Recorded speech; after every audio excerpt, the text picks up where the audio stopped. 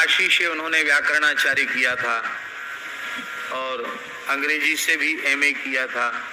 बहुत अच्छे विद्वान, बड़े अच्छे वक्ता थे। तो वो सुनाते थे, गधे का अभ्यास होता है दुलत्ती मारने का। इसके ऊपर एक कहानी सुनाते थे, सुना करके हम सबको हंसाते थे। बोले एक मास्टर जी पढ़ा रहे थे और बच्चे कुछ ना कुछ गलती करते ही हैं, पाठ याद नहीं करते हैं, तो पिटाई, अब तो पिटाई करना मना हो गया, उस समय पिटाई होती थी। तो पिटाई करके मास्टर कह रहा था कि देखो सबके कान खींच देंगे, सबकी चमड़ी उधेड़ के भूस भर देंगे, और जाने क्या क्या कह रहा था हड्डी पसली मार मार के एक कर देंगे। न जाने तुम्हारे जैसे कितने गधों को हमने आदमी बनाया है, कितने कलेक्टर मिनिस्टर बन गए हमारे। एक गधे होके आए थे, यहाँ कलेक्टर मिनिस्टर हो गए। एक सीधा साधा धोबी वहां से निकल रहा था, उस पे काम कम था, गधे दो थे, और एक गधे का काम था। उसने सोचा एक गधा हमारा आदमी बन जाए तो हमारे साथ कपड़े धुलवाएगा, काम देगा। उसने मास्टर जी को कहा, महाराज आप तो गधों को आदमी बनाने का ठेका आपने लिया है, तो कृपा करके हमारे इस गधे को भी मनुष्य बना दीजिए, आदमी बना दीजिए, आपकी बड़ी कृपा होगी। तो मास्टर तो क्रोध में था, उसने कहा मूर्ख गधा लेके आया। बोले अभी तो आपने कहा था गधों को आदमी बनाते हैं। तो बांध के चला गया वो। मास्टर का गुस्सा ठंडा हुआ तो उसने गधा तो बेच दिया।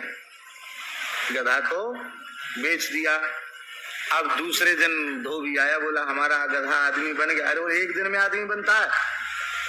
धीरे धीरे अभी बच्चा होगा, पढ़ेगा लिखेगा, बड़ा होगा, आदमी बनने में एक दिन में आदमी बनेगा। अब वो 2 दिन 4 दिन 6 दिन में जब उधर से निकलता, बोले महाराज दिखा तो दो कैसे कितना बड़ा आदमी हुआ, कैसे बन रहा। वैसे नहीं, जब बन जाएगा तब बताएंगे। 4-5 साल हो गए। अब धोबी के समझ में कुछ ना कुछ आया कि इसने गधा हमारा इधर उधर कर दिया, ये देगा नहीं। लठ लेके धोबी आया, बोले अब तो हमारा आदमी जो हमने गधा दिया, हमारा गांठ का गधा और चला गया, वो आदमी भी नहीं बना, जल्दी लाओ, नहीं तो समझ लेना मास्टर साहब लठ लेके आए तुम्हारी पूजा करने। बहुत बच्चों को पीटते हो तुम, और तुमको पीटने आए हैं। मास्टर घबरा गया, उसने सोचा कैसे पिंड छुड़ाएं। बोले आदमी बन के यहाँ थोड़ी धरा है, वो मुजफ्फरपुर में कलेक्टर बन गया है।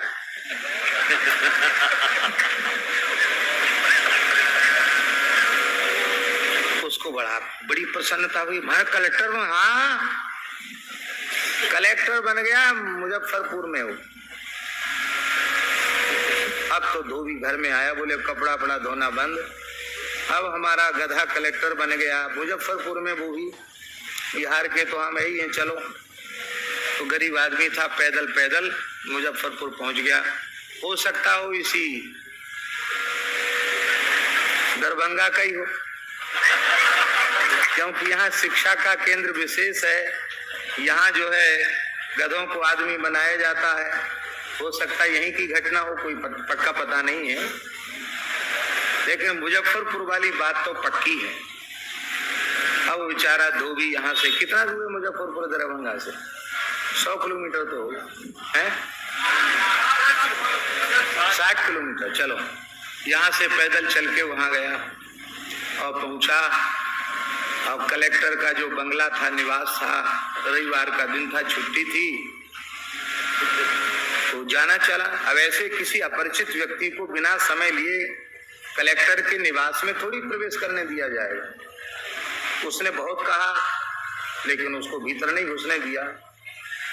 इसी बीच में कलेक्टर साहब बाहर बगीचे में आए, उनकी कुर्सी लग गई, बैठ गए।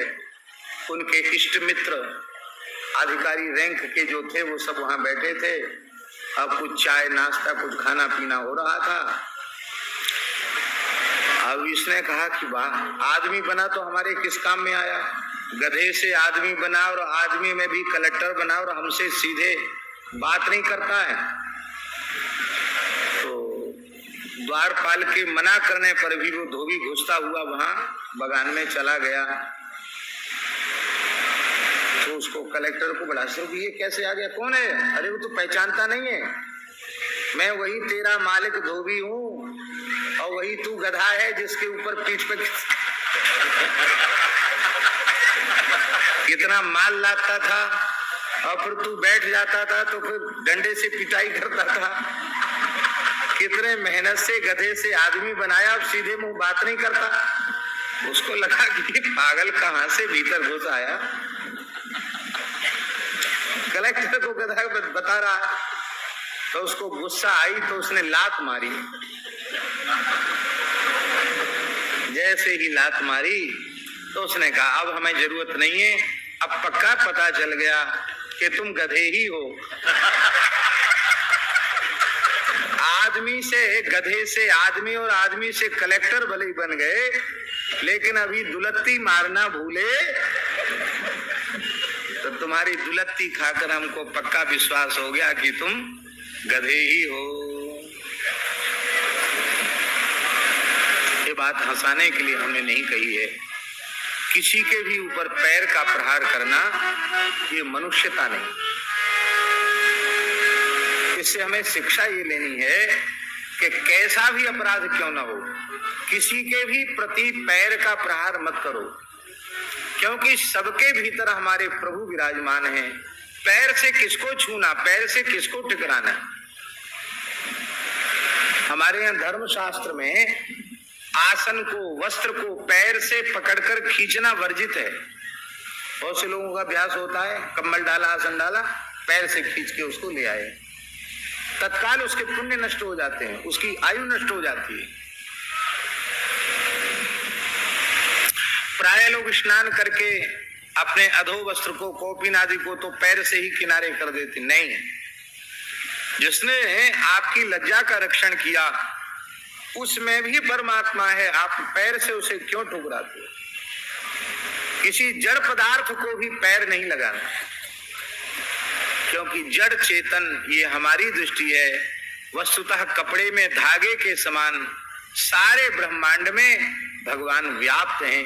इसलिए किसी को भी पैर से मत छुओ, किसी को भी ठुकराओ मत। महाभारत में एक बात लिखी है बाबा, एक धर्म संसद है महाभारत का, 125 में 126 अध्याय में अनुशासन पर्व के। तो महाराज जी वहां एक बड़ी विलक्षण बात है, वो पूरा का पूरा अध्याय, ये दोनों अध्याय प्रकाशित करने के योग्य हैं, छपाने योग्य अध्याय है महाराज। उसमें धर्म के संबंध में सबने अलग अलग विचार किए हैं। तो अग्नि से पूछा गया कि हे अग्निदेव, आप तो देवताओं के पुरोहित हो, अग्निमेढ़े पुरोहितम, आप बताओ धर्म का स्वरूप क्या है, आपके मत में धर्म की परिभाषा क्या है? तो अग्निदेव ने कहा, मुझ जात वेदा अग्नि, गौ और ब्राह्मण, इन तीनों का पूजन करना, इनका सत्कार करना, यही सबसे बड़ा धर्म है। और गाय को, अग्नि को अथवा ब्राह्मण को पैर से छूना ये सबसे बड़ा पाप है। जो व्यक्ति अग्नि को पैर लगाता है, गाय का पैर से स्पर्श करता है अथवा ब्राह्मण का, साधु का पैर से स्पर्श करता है, कहते महाराज वह घोर नरक में जाता है। 14 इंद्रों की आयु तक उसे नरक में पड़े रहना पड़ता है। इसके बाद यमराज कहते हैं कि भाई इसका विचार करो, कितना कर्म शेष है, इसको नरक से छुट्टी दी जानी चाहिए कि नहीं। तो महाभारत में अग्नि कह रहे हैं कि अन्य अन्य पापियों के मुक्ति की संस्तुति यमलोक के ऋषि कर देते हैं, पर गाय को, अग्नि को और ब्राह्मण को जिसने पैर से ठुकराया है, तिरस्कार किया है, उनको नरक से बाहर निकलने का समर्थन कभी भी यमदूत नहीं करते हैं, यमलोक के ऋषि नहीं करते हैं। अब विचार कीजिए, जो गोवध जैसे भयंकर पाप में लगे हुए हैं, ब्राह्मण की हत्या, साधु की हत्या, गौ की हत्या, इस प्रकार से जो पाप कर्म कर रहे हैं, उनकी क्या स्थिति होगी। इसलिए इनका सत्कार करना, पैर से कभी इनको नहीं ठुकराना। है तो मेरे बचपन की एक घटना, लेकिन प्रेरणा लेने योग्य है, और इससे भारतवर्ष के गांव के भोले भाले लोगों में धर्म की निष्ठा कैसी थी, इसका परिचय प्राप्त होता है। हमारे शरीर की पितामही, पिताजी की, शरीर के पिताजी की माता, दादी, उनका ये कंधा उतर गया, यहां से अलग हो गया, कोई चोट लग गई होगी। डॉक्टर एक थे, उनको दिखाया, डॉक्टरों ने कहा कि हमारी अंग्रेजी डॉक्टरी के अनुसार तो हॉस्पिटल ले जाना पड़ेगा और ऑपरेशन होगा, फिर इसको फिट किया जाएगा। अब वृद्ध शरीर,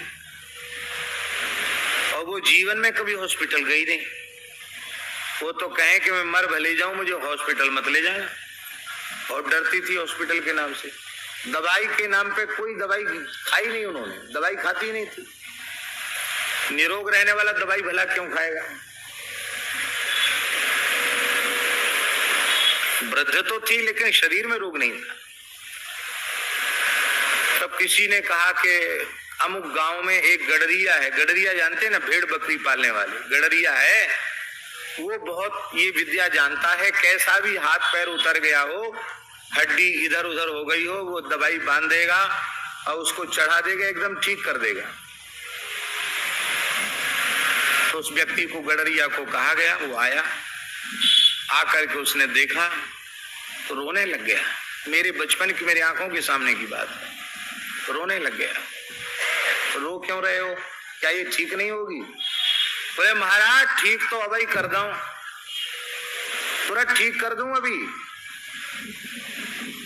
लेकिन मैं कैसे, एक ब्राह्मणी वृद्धा, उसके मुझे पैर लगाना पड़ेगा कंधे में, तो मैं पैर कैसे लगाऊं? मुझे नरक में ठौर नहीं मिलेगा, इसलिए मैं रो रहा हूं। इनका कष्ट भी नहीं देखा जा रहा है और मैं एक ब्राह्मणी में पैर कैसे लगाऊं। आज वो घटना मुझे याद आती है तो मन में सोचते हैं कैसा पवित्र भारतवर्ष। एक अक्षर पढ़ा लिखा नहीं था, भेड़ बकरी चराने वाला आदमी, पर उसे इतना ज्ञान जरूर था कि मैं ब्राह्मण को पैर लगाऊंगा, ब्राह्मणी को पैर लगाऊंगा तो घोर नरक में भी मुझे ठौर नहीं मिलेगी। तब लोगों ने उसको समझाया कि तुम अपमान थोड़ी कर रहे हो। फिर किसी व्यक्ति ने कहा परिवार के, चलो तुम आओ, पाप हम अपने ऊपर ले लेंगे, अब करो, तुम्हारा पाप हम ले लेते हैं, अब इसको ठीक करो। उसने अपने सिर की पगड़ी उतारी, यहाँ एक नया कपड़ा रखवाया, फिर अपने सिर की पगड़ी यहाँ रखी, फिर उस पगड़ी पर अपना पैर रखा और एक झटके में उसने चढ़ा दिया और कुछ क्या क्या लेके आया था, कुछ जड़ी बूटी, उसकी मलहम जैसी बनाकर बांध करके चढ़ा दिया और हॉस्पिटल नहीं जाना पड़ा, एकदम ठीक हो गई। तो ये बात हम इसलिए निवेदन कर रहे हैं कि ऐसी भावनाएं थी हमारे यहाँ लोगों में।